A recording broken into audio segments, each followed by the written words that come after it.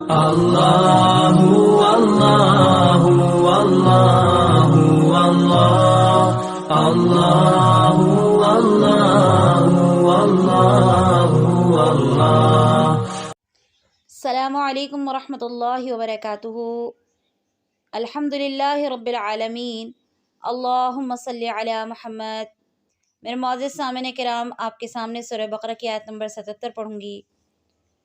اولا یعلمون ان اللہ یعلم ما یسرون وما یعلنون۔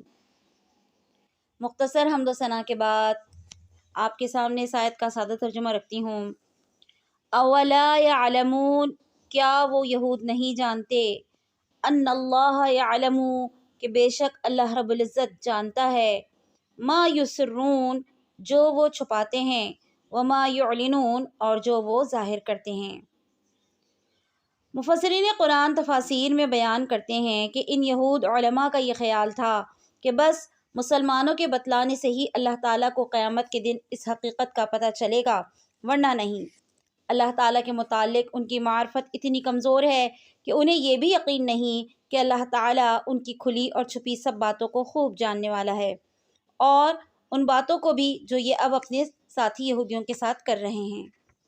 اللہ رب العزت کے بارے میں انتہائی کم علم رکھتے ہیں اور انتہائی کم معرفت رکھتے ہیں، اور یہ سمجھتے ہیں کہ اللہ رب العزت کو یہ مسلمان یہودیوں کے بارے میں بتائیں گے کہ یہودیوں نے تورات میں محمد صلی اللہ علیہ وسلم اور ان کی نشانیاں پائیں اور تب بھی اسلام کو قبول نہیں کیا۔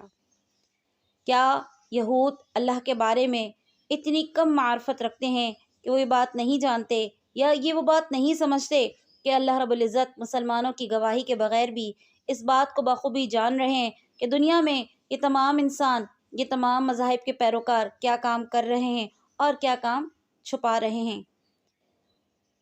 اللہ رب العزت جو علیم بذات الصدور ہے، تمام حالات سے انسان کے اور تمام واقعات سے بخوبی واقف ہے، اس کو کسی گواہی کی اور کسی کی اطلاع دینے کی قطعاً ضرورت نہیں۔